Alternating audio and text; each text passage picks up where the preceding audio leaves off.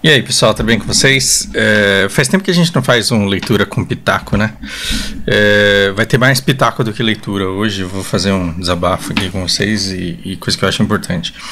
Preciso deixar um aviso aqui, um alerta, que tudo isso daqui, todos os pitacos são minha opinião e eu não tenho obrigação nenhuma de estar certo, e você não tem que aceitar aquilo que eu digo como verdade. Você deve usar aí só de base ou de trampolim para você pensar o que você enxerga a respeito da realidade que nos cerca. O vídeo de hoje está sendo patrocinado pelo Alessandro, que se enrolou no trabalho e não pôde fazer aula dele. Os meus alunos, aliás, eles têm sido muito assíduos e eu tenho ficado bastante orgulhoso deles em relação a isso. Vamos lá. Eu não canso de dizer que a nossa sociedade hoje ela é uma cópia cuspida e escarrada da americana, que todas as estratégias que foram adotadas nos Estados Unidos, elas servem para cá e elas têm funcionado aqui. As mais recentes e as mais antigas, os projetos mais antigos também. Vamos lá. Eu acho essa leitura importante porque é um assunto seríssimo e não tem remédio perfeito. Não existe um remédio perfeito para a reabertura das escolas. A reabertura das escolas é uma coisa extremamente importante que tem para acontecer, e você se engana se você acha que é só uma questão de boa vontade ou uma questão de inteligência, de uma decisão de um líder. Não, a sociedade inteira ela precisava se abraçar e ela precisava tomar umas rédeas disso, e ela precisava discutir. E a última coisa, o que menos serve, a coisa mais inútil que pode existir é você atacar alguém que teve alguma ideia porque esse cara é de um outro partido, ou porque você não votou nele, ou porque você não gosta do passado e do histórico político dele. Infelizmente, como nós temos todos os meios de comunicação defendendo algum lado, o que vocês acham que vai acontecer? Sim, um debate raso em que um determinado projeto é ruim porque é encabeçado por político tal, e de um outro projeto que seria bom porque ele está sendo encabeçado por político tal. E quando a gente delega o pensamento, a reflexão, a estratégia a outras pessoas, partindo do princípio que a boa vontade delas e a honestidade delas fará com que elas tomem medidas sábias, corretas, aí a gente deixa passar e aprova um monte de coisas sem refletir, sem pensar no que é melhor. E olha que tá bem difícil descobrir o que é melhor, pelo menos nesse sentido. Não vou ficar discorrendo muito sobre isso, eu vou afinal de contas, ler e opinar, só que eu acho que eu vou dar uns pitacos assim bem longos. Só não posso me estender demais, porque daqui a pouco eu tenho outra aula. Eu vou fazer, como vocês conhecem, de toda essa playlist de leitura com pitaco, eu vou fazer uma adaptação livre, uma tradução livre, então não venha me atacar por tradução de palavrinha que eu troquei. A reabertura das escolas vai ser um grande desafio, vai ser um grande compromisso de muita gente junto, trabalhando junto. E isso precisa acontecer. Os oficiais, os responsáveis, eles precisam pensar fora do prédio da escola, pensar fora da caixa, né? Pegaram essa expressão e adaptaram e pensar fora do prédio da escola. Como que a gente faz para a educação e para as crianças voltarem a florescer? As crianças americanas, elas precisam que as escolas reabram no outono. Outono é autumn, e os americanos usam muito a palavra fall para essa estação do ano. Escrita, leitura, aritmética não fazem nem metade do que a criança precisa na escola. E sim, né, a educação ela vai muito além da matemática que você precisa para passar no vestibular. A educação ela tem que ser muito mais ampla do que isso. As crianças elas precisam aprender a como competir e como cooperar, né? Engana-se quem tem essa visão utópica de que as crianças elas têm que ser só legais o tempo inteiro. Não, a criança tem que brigar na escola também, porque é lá que ela aprende a competir pelo que ela quer e a disputar aquilo que ela quer, e lá ela aprende também não só a vencer como a perder. Ela passa de limites, ela é repreendida, ela é punida por um grupo através de reprovação ou de aceitação, e ali ela se disciplina e ela aprende a viver em sociedade. Vai muito além do conto de vezes dividir que alguém pode achar que é bom o suficiente para ensinar para a criança em casa. Eles precisam de comida, de amigos, de livros, de quadras de basquete, e eles precisam de tempo longe da família, e de um lugar seguro para passar esse tempo que eles estão longe da família. E sim, imagina que é uma criança crescer 100% do tempo beneficiada pelo amor e pela proteção dos pais. Não, a criança ela precisa de uma situação, de um ambiente seguro. Ela tem que estar segura, mas em que ela aprenda a sobreviver e a lutar por si, a se manter. E a conquistar as coisas por outros meios que não sejam chorar para o pai e para a mãe. Os pais, eles precisam dessas escolas públicas também, eles precisam de ajuda na criação dos seus filhos, e eles precisam trabalhar.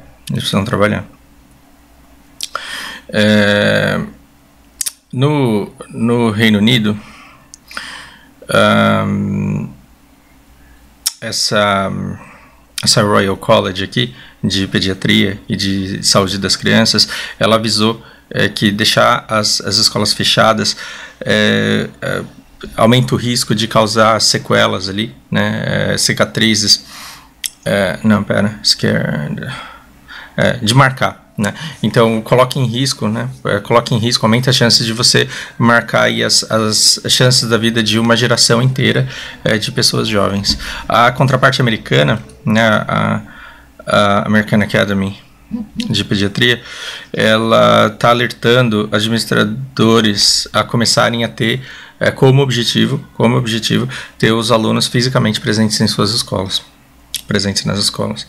Não basta a aula online, precisa ter como objetivo. Vamos conseguir em breve? Não sabemos, mas precisa ter como objetivo ter os alunos de volta para a escola. E isso é o que vai custar muito dinheiro e muito espaço. Quer dizer, mais dinheiro e mais espaço. Voltar para a escola, como outros aspectos da normalidade pré-pandêmica, depende da habilidade de um país de controlar o coronavírus. Em comunidades em que esse vírus ele se espalha rapidamente, as escolas elas precisam permanecer virtuais. O aumento no número de casos através do país está colocando em risco, até mesmo os melhores planos aplicados para a educação de sala de aula. Outras nações estão acompanhando aí o crescimento do vírus e se preparando para abrir as escolas. Os Estados Unidos, em contraste, está desperdiçando essa chance e está falhando com as crianças. Então, os Estados Unidos fazendo uma autocrítica aqui bastante pesada. Mesmo em lugares onde o vírus está sob controle, as escolas elas carecem de meios para oferecer instrução em tempo integral, de forma segura. Em Nova York, o maior distrito escolar, porque lá as cidades elas são divididas em distritos escolares, que são um conjunto de escolas sob a mesma administração. Pense dessa forma. Então, o maior distrito escolar diz que ele não pode, que ele pode apenas oferecer alguns poucos dias por semana de aula presencial. Outro grande distrito, na Virgínia e em Nebraska, outros grandes distritos, anunciaram planos similares para um retorno parcial às salas de aulas no outono. Para maximizar essa instrução presencial, o governo precisa pôr a mão no bolso. Os distritos eles precisam de bilhões de dólares para cobrir o rombo entre o declínio da receita através de pagamento de impostos causado pelo vírus e o grande aumento de custo causado pelo vírus. Então, assim, as pessoas estão trancadas em casa, elas não estão produzindo. Quem não produz não paga imposto. Não estão consumindo. Quem não consome não paga imposto. Mas as pessoas estão ficando doentes, e aí os custos com o tratamento dessas doenças aumentam muito. Então, a gente tem um contraste aí, precisa de alguma coisa para cobrir esse rombo. Então, guias publicados pelo Centro de Prevenção e Controle de Doenças, ele recomenda, entre outras coisas, a instalação de barreiras físicas em áreas comuns, né, cercadinhos ali, um aumento da limpeza e aumento também das checagens de saúde diária. Então, assim, além de limpar, desinfetar, você vai colocar umas barreiras físicas na escola e vai medir a temperatura dos alunos ali, talvez. A Associação de Superintendentes de Escola, que seriam diretores de escola aqui, estima que essas medidas de proteção necessárias custariam cerca de 1,8 milhões de dólares para um distrito mediano aí de 8 escolas com 3.500 alunos. Então pense, para um distrito, para um grupo de escolas dentro de uma cidade que tem aí umas 8 escolas e totalizando 3.500 alunos, seriam necessários quase 2 milhões de dólares. E nos Estados Unidos são mais de 13 mil distritos lá. Então imagine, 13 mil vezes 2 milhões mais ou menos é o tanto de dinheiro que eles precisam para adaptar as escolas para conseguir fazer com que os alunos voltem. Vão conseguir fazer isso? Não sabemos. O Brasil vai conseguir fazer isso? Não sabemos também. Mas deveríamos estar interessados nisso. É engraçado que quando a gente pensa em educação, a gente não pensa no aprendizado das crianças, a gente pensa se eles vão passar de ano ou não. Embora, né, há quanto tempo aí faz que a gente não tem repetência? Mas é engraçado que quando a gente pensa em educação, a gente acha que o dever do pai e da mãe é ver se o filho está tirando nota boa. E essa nota boa pode ser uma nota boa de um conteúdo muito ruim, muito escasso e muito insuficiente. E a gente não acha que a educação é uma missão de toda a sociedade. Afinal de contas, a gente paga impostos e é o governo que tem que ver isso. Ou então eu tenho que trabalhar muito e me fuder muito para ter dinheiro para pagar a mensalidade de uma escola boa. E aí, já que eu pago, eu quero ter o retorno disso. A educação, ela sempre foi pensada como uma indústria e nunca como um bem comunitário, um investimento comunitário e algo de interesse comunitário. A gente não tem essa cultura aqui. Bom, os democratas, eles passaram uma bill, a gente dá um projeto de lei, né, uma MP, alguma coisa assim, que inclui ajuda, né, socorro para as escolas, mas os republicanos não só não consideraram, como também não votaram nenhuma alternativa. É como se os democratas tivessem dito, não, vai ser R$200, e os republicanos, ao invés de falar, não, vai ser 600, eles não tivessem considerado e nem mandado nenhuma outra alternativa no lugar. É engraçado que com 600 conto a gente, ok, né, que as escolas não abram. É engraçado como a popularidade de um presidente depende também das prioridades vistas pela população. E a população, ela enxerga muito mais a necessidade gritante dos R$600 do que a reflexão sobre como as escolas devem funcionar daqui para frente. O presidente Trump, não leia Bolsonaro aqui, o presidente Trump, ele poderia dar exemplo usando máscara e pressionando os estados a exigirem essas máscaras. Ele poderia trabalhar para expandir a testagem, ele poderia trabalhar para conseguir dinheiro para as escolas. Infelizmente, ele não fez nada disso. Ao invés disso, o Trump, ele enviou tweets ordenando, em letras maiúsculas, que as escolas reabram, ameaçando cortar fundo federal existente até hoje. Bom, deixa eu ver quanto tempo eu tenho, porque aí agora vem o pitaco que não acaba. Bom, você tem todo o direito de discordar de mim, só que se você discordar de mim, coloque aqui nos comentários como é que você pensa, ao invés de dizer que eu sou estúpido de pensar da forma que eu penso. Quando eu digo que os Estados Unidos e o Brasil, eles são uma cópia escarrada um do outro, é até difícil saber quem que imita quem, porque são sociedades bastante parecidas que foram, que tiveram a educação conduzida da mesma forma ao longo de muito tempo e que agora estão lidando com os problemas mais ou menos seguindo a mesma estratégia. Você teve uma empresa que capitalizou o sentimento das duas nações e que colocou em jargões e que desenhou campanhas que faziam uma amálgama ali dos anseios da sociedade. Pegavam tudo que a sociedade queria, faziam uma maçaroca e encontravam alguém que representava tudo aquilo. Veja,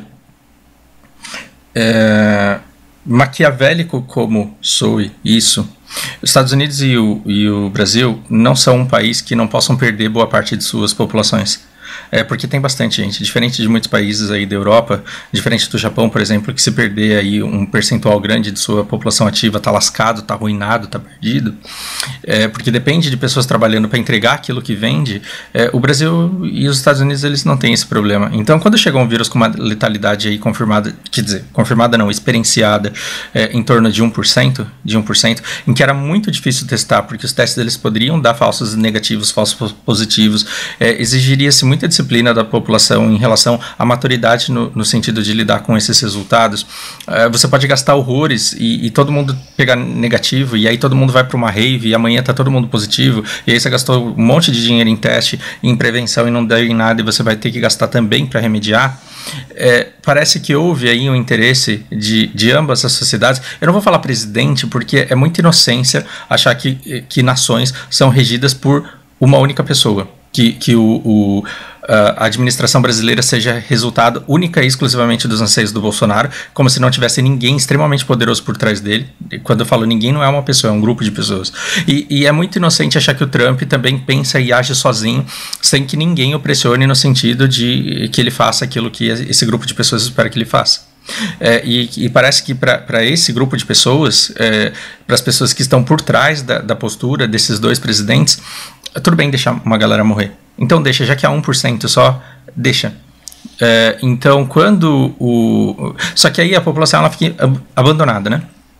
A gente precisaria de muita testagem, a gente precisaria de muito EPI, a gente precisaria de muito aconselhamento médico, precisaria de um trabalho massivo de educação do povo, de repreender as pessoas que estavam sem máscaras, de repreender as pessoas que não respeitam o isolamento. Precisaria ter um controle enorme. E aí quando que acabaria isso? Sabe-se lá Deus quando acabaria. Então o que acontece? Chega essa postura de deixa morrer, foda-se, é uma gripezinha, vocês se viram aí, mas aí a população ela fica indignada. Por quê? Porque precisa trabalhar. O mínimo está sendo feito, né? O mínimo isolamento está sendo feito, o mínimo das coisas fechadas estão acontecendo. Só que a população fica indignada, porque quem precisa desesperadamente, com razão, quer trabalhar e pede para que possa trabalhar todos os dias. E muita gente não aguenta mais os filhos em casa, então quer que as escolas reabram. E qual que é a da Cambridge Analytica? Não é pegar um líder que faça um amálgama dos anseios do povo. O povo tá querendo chutar a porta, chutar no Twitter e colocar em palavras em caixa alta, falando, caralho, volta à escola, volta bar. E aí, quando o Trump ele vai pro Twitter e coloca em letras maiúsculas, reabram escolas, isso aqui é a mesma coisa que o Bolsonaro dizendo, porra, eu tô tentando, eu sou igual a vocês, eu tô sofrendo igual a vocês, eu quero que volte, eu quero que a gente trabalhe, eu quero que tudo volte a normal, eu tô tirando minha máscara aqui porque eu sou valente, eu tô encarando isso. Então a postura desses presidentes, eles sempre encarnaram eles sempre encenaram um amálgama dos anseios de toda a população. Então, é como se o Bolsonaro ele também quisesse que as escolas voltassem, o Trump também quer que as escolas voltem, e eles colocam em caixa alta, dizendo reabram escolas. Por quê? Porque eles sabem que os estados não vão fazer isso. Então, eles estão querendo que o povo vá lá bater no governador. Não é isso que eles querem.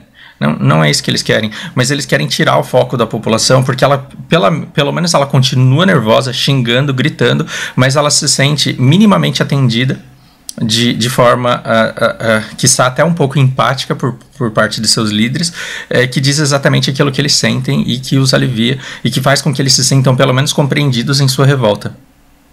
Só que se por um lado isso funciona, por outro lado é desonesto, é cruel, é nojento que a população ela seja exposta a uma decisão e a um protocolo que segue um interesse que ela não ficou sabendo, que ela não foi informada. Ou seja, a gente quer que isso passe logo mesmo, e já que a letalidade é tão baixa quanto 1%, então que morra logo o tanto de gente que tem que morrer e que a gente toque o barco. Posso estar redondamente enganado? Pode. Posso.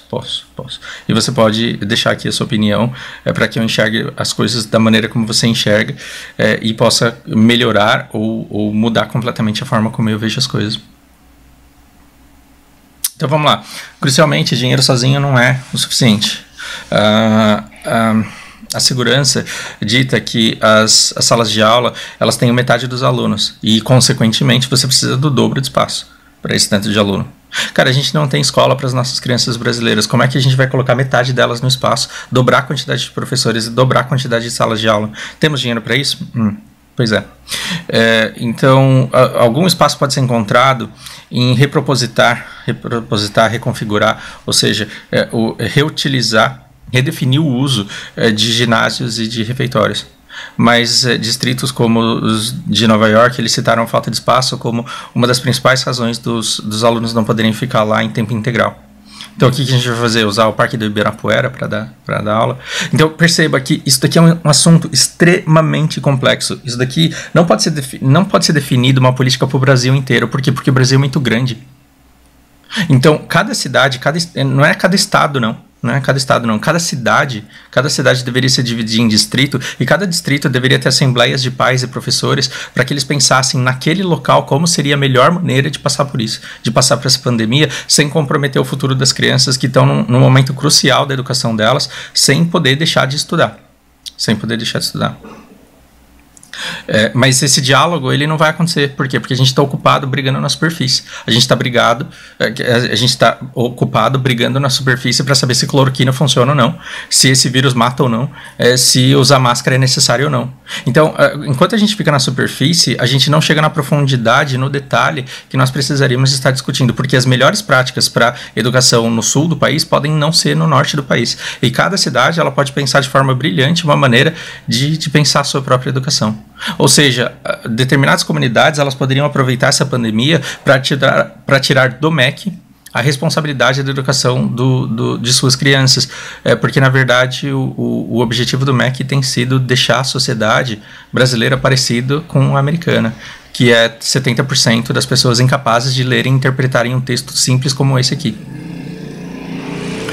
E não é porque está em inglês, não. Se eu traduzir essa página e deixar ela em português e der para a população brasileira, eu tenho certeza que 70% não vai conseguir ler e interagir com o texto, interpretar e dialogar com o texto. As pessoas não conseguem. Não conseguem. Elas querem passar de ano e elas querem notas. Elas vão ter cognição para interpretar um texto e discutir ativamente a respeito daquilo que é melhor para a sua própria comunidade.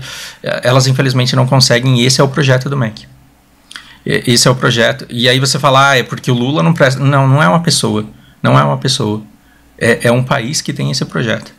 É o mesmo projeto americano. Só que os Estados Unidos, ele tem uma vantagem. Ele educa muito mal a sua população, para que a sua população não seja pensante, para que a sua população não questione, para que a sua população obedeça e reaja às movimentações econômicas e financeiras que são decididas lá nos Estados Unidos, mas eles importam cérebros brilhantes, porque eles têm muito dinheiro e eles podem pagar por isso. Então, quando você pega as maiores universidades e você pega os maiores órgãos que demandam intelectuais e profissionais de ponta, você vai ver os profissionais, eles são todos estrangeiros, inclusive muitos brasileiros lá estão. Por quê? Porque passam por uma carreira desgraçada, que é uma maratona desgraçada, de passar por uma educação difícil, passar por um ensino médio superior dificílimos, entrar nas melhores universidades brasileiras, dedicar-se muito, abnegar-se muito, viver com bolsas parcas, escassas, e ainda chegar num ponto de tanto conhecimento, de tanto desenvolvimento, em que ele olha para o mercado brasileiro e ele não consegue ser absorvido, e aí vem os Estados Unidos e fala, você não quer vir aqui trabalhar na NASA, não? E aí os Estados Unidos ele tem muita grana e ele tem uma capacidade, ele tem um capital tão grande que a pessoa sente que é um privilégio ela finalmente vencer. Ou seja, os poucos bons profissionais que nós estamos formando no Brasil, a gente está formando para países como os Estados Unidos. Para países como a Alemanha, França, Japão, que importam cérebros de ponta. Ou seja, nós temos pouquíssimos representantes de pessoas bem-sucedidas na educação que a gente queria para o nosso país. E quando elas florescem, elas dão frutos fora do Brasil. E isso é bastante triste, mas é o resultado de um plano de longa data. E quando a gente pensa em cognição, quando a gente pensa em pensamento filosófico, em pensamento crítico, o máximo que a gente tem é quando você fala, sei lá, sem querer, esquerda, e as pessoas começam a latir, falando, pô, é o PT mesmo. Com certeza, pelo jeito que você fala aí, você deve ser petista. Isso é bem triste. Bom, oficiais, eles precisam pensar fora da caixa, fora do prédio da escola. Algumas aulas de outono, elas poderiam acontecer a céu aberto, ou sob tendas sem paredes. Espaços nos quais... espaços nos quais evidência disponível sugere que o risco de transmissão é muito mais baixo. Na Dinamarca, escolas tiveram aulas em playgrounds na primavera, em parques públicos e até mesmo em estádios de futebol.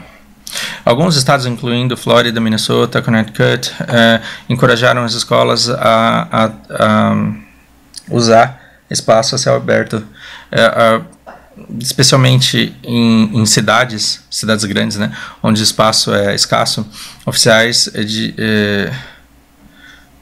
deveriam considerar fechar escolas em torno, fechar ruas em torno de escolas e dar aula lá.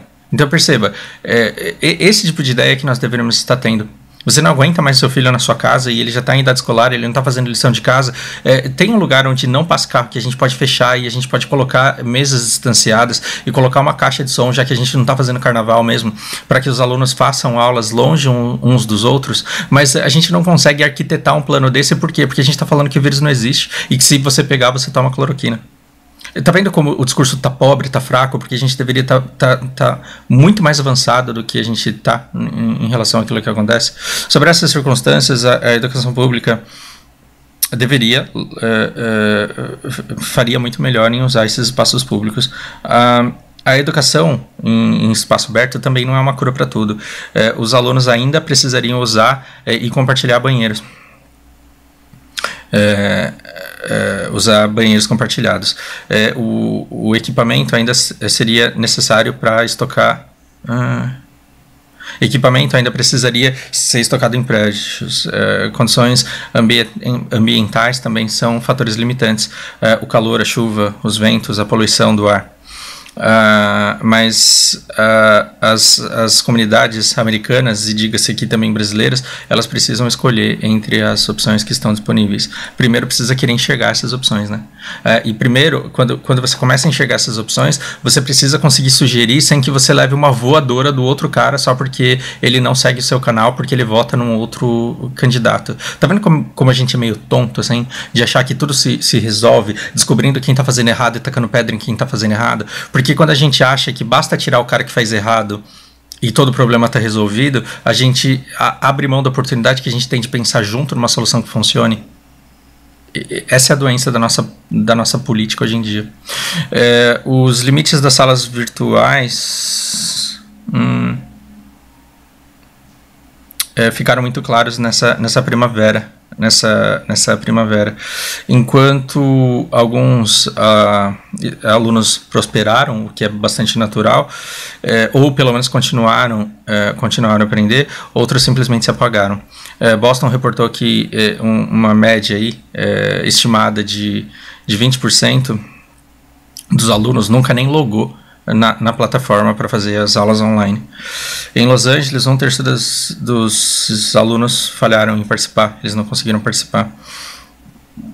Em Washington, algumas escolas simplesmente acabaram com o ano. 3 semanas antes. É porque o ano lá acaba em julho, letivo, então 3 semanas antes meio que já tinham desistido. Evidência sugere que escolas particularmente se mataram para alcançar essas crianças de baixa renda, exacerbando as falhas de performance. Ou seja, quanto mais baixa renda a família da criança, mais dificuldade ela tem de performar bem. Por quê? Por falta de recursos. Uma criança de uma família mais abastada tem celular, tem tablet, tem computador, está acostumado a lidar com tecnologia, enquanto que uma criança pobre, como que você vai falar para ela atender a uma aula online se ela não tem nem acesso à internet na casa dela? E você pode achar que nos Estados Unidos todo mundo é rico e todo mundo tem acesso à internet. No Brasil as pessoas têm mais acesso à internet do que os americanos. Me corrijam aí se eu estiver errado, mas até onde eu tinha informação, a acessibilidade era maior no Brasil do que nos Estados Unidos. Gente, eu tô preocupado, porque eu acho que eu não vou conseguir terminar essa leitura. Não, vou sim. Ah, que orgulho. Veja, esse fechamento também privou os alunos de contato com seus amigos, e assim não subestime a importância do contato com os amigos das crianças. Também limitou o acesso dos alunos a refeições confiáveis. Pelo menos o aluno nos Estados Unidos, quando ele vai para a escola, ele tem uma refeição minimamente balanceada, e em casa ele fica comendo chocolate com Doritos lá, e infelizmente no Brasil algumas crianças têm a sua refeição principal, tem na merenda escolar a sua refeição principal do dia. Isso é bastante triste. Então, saúde física e mental o cuidado da saúde física e mental e também uma reduzida disponibilidade de apoio para necessidades especiais.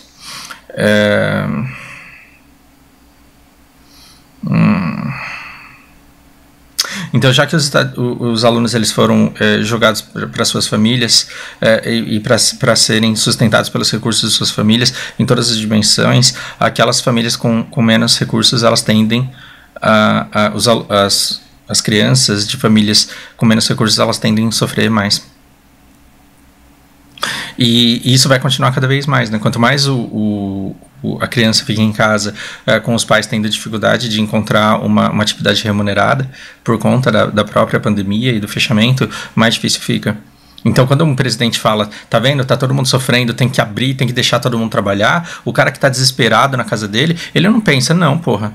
Na verdade, o governo tinha que estar encontrando uma alternativa para que eu conseguisse continuar em casa de maneira segura, atendendo às minhas necessidades. Não, ele chuta a porta e fala, não, tudo que o meu presidente pode fazer por mim, ele está fazendo. Inclusive, ele me deu até 600 conto. Não se esqueçam que a proposta inicial, eu não canso de falar, era 200.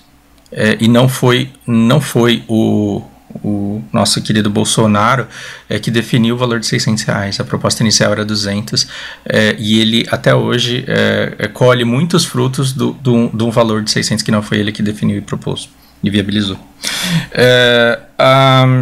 O impacto na economia é real também. McKinsey estima que 27 milhões de trabalhadores americanos precisam de cuidado com a criança, que inclui escolas para poder voltarem para o trabalho normal. Ou seja, 27 milhões de americanos, se o trabalho dele chama ele de volta, mas a escola não abrir, ele não pode trabalhar. E no Brasil, quantas famílias estão exatamente nessa situação? Muitos professores, pais estão cabreiros. Cabreiro, a palavra que a pessoa escolhe, para reabrir a escola. Eles temem que os legisladores, né, que os órgãos, que os reguladores look at corners and severe measures will prove inadequate. Tá? Eles estão com medo muitos pais e professores estão com medo de abrir escolas porque eles acham que as medidas de segurança tomadas serão inadequadas. Esses medos eles são reforçados pelo presidente e pelo vice-presidente. Ambos os quais têm publicamente encorajado essa abertura e a diminuição desses cuidados.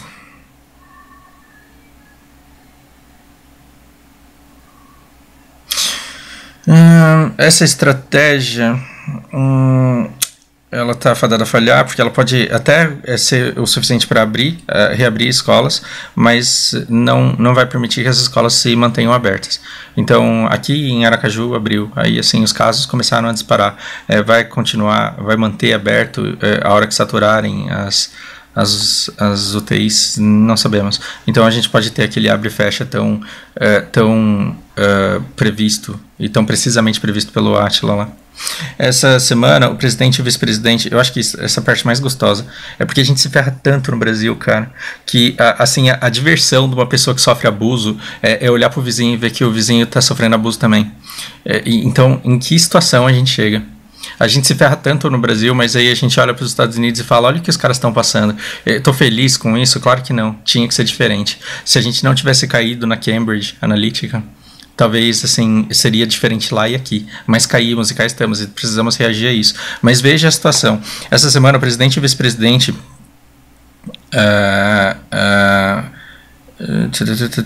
chamaram a CDC para relaxar as normas de saúde pública para permitir que as escolas elas reabram. Os órgãos competentes, eles todos declinaram, eles se recusaram. Então, o que o Trump e o Bolsonaro eles fazem? Eles latem para quê? Para deixar o 70%, não digo 70%, mas aquela pessoa que está sofrendo, que está tá em dor, tá em agonia, querendo que tudo abra, querendo que tudo funcione.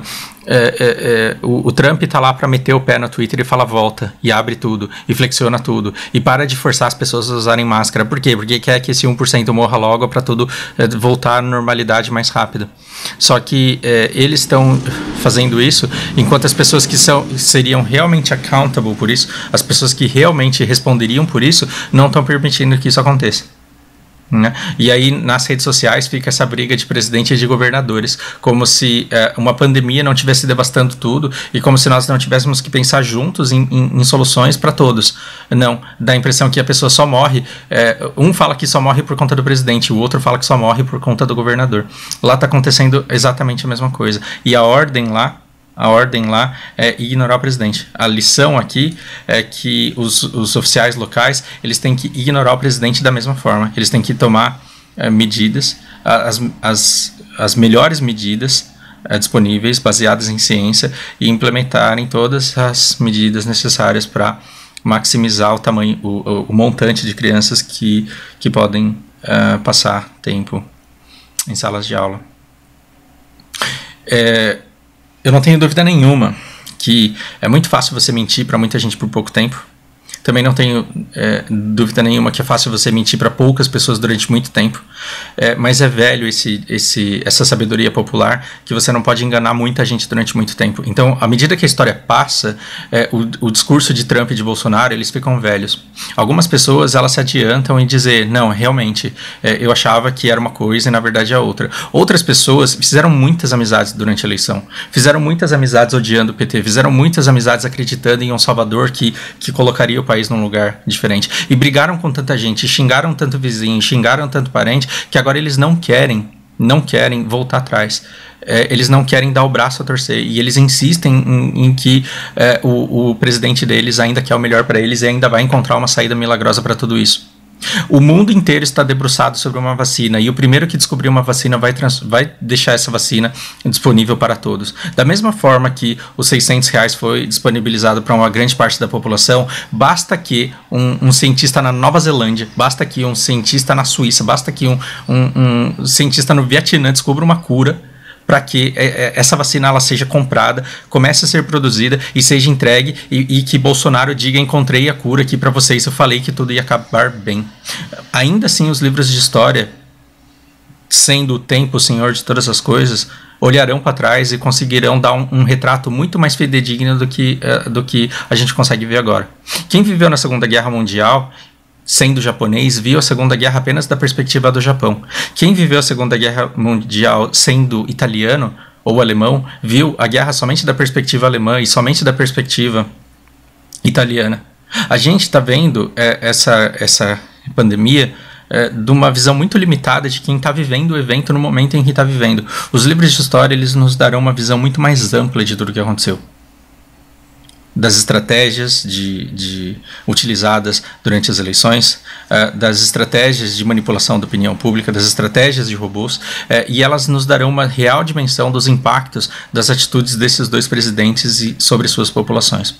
Ao ponto de determinadas pessoas até entenderem que maquiavelicamente existia um ponto justificável, maquiavelicamente, note essa palavra, justificável e racional no comportamento deles.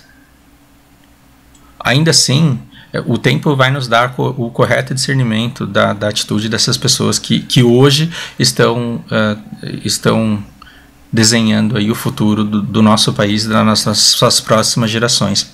As pessoas que são letradas, as pessoas que têm a oportunidade de se educarem, as pessoas que têm oportunidade de terem acesso à educação, o que resta a elas? Sobreviverem a essa estratégia desgraçada de recuperação mais rápida, apesar da perda da população envolvida. Então cabe a você, se você não consegue convencer todos os seus amigos que eles devem usar máscara, que eles não devem confiar na cloroquina, que eles devem manter o isolamento social, que eles devem encontrar maneiras de sobreviver esse ano e que eles devem pensar junto com a comunidade deles a respeito da educação dos filhos dele e da sobrevivência econômica das famílias, Se você não consegue convencer todas essas pessoas disso, pelo menos dentro da sua bolha você deve encontrar alguma maneira de sobreviver a esse momento que nós estamos passando. Não vamos conseguir levar todas as pessoas que amamos, infelizmente, porque grande parte delas estão cegamente tomadas por essa polarização e por essa discussão burra que ocorre na superfície. Então, sobreviva bem da melhor maneira. E tenha pelo menos noção da profundidade dos debates que nós deveríamos estar tendo agora, que não estamos tendo. Verdades amargas. Me deixa aí o que você pensa a respeito.